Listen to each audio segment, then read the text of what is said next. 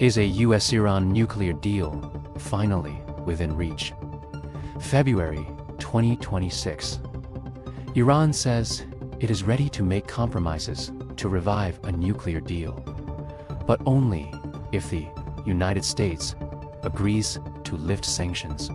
Speaking to the BBC in Tehran, Iran's Deputy Foreign Minister Majid Travanki said, "The next move now belongs to Washington.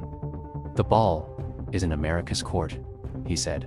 "If they are sincere, we will be on the road to an agreement." The comments come as tensions remain high between Iran and the Trump administration. US officials insist Iran is slowing negotiations, while President Donald Trump has warned of possible military action if diplomacy fails. Last week, US Secretary of State Marco Rubio said Trump prefers a deal, but admitted reaching one with Iran is very hard. Iran now says it is willing to discuss limits on its nuclear program, including diluting uranium enriched to 60%, dangerously close to weapons-grade levels if sanctions relief is on the table. Iran also confirmed a second round of indirect talks with the US will take place in Geneva, following earlier discussions in Oman that both sides described as cautiously positive.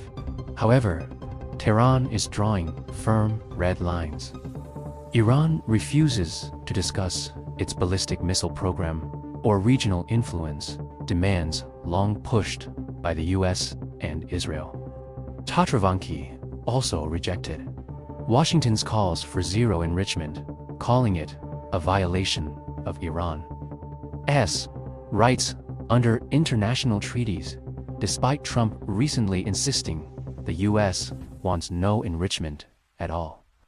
Meanwhile, the US has increased its military presence in the region to more than 40,000 troops. Iranian officials warn that any attack would turn spaces into legitimate targets and could ignite a regional war.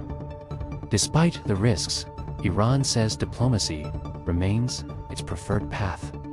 Another war would be traumatic for everyone, Travanki warned.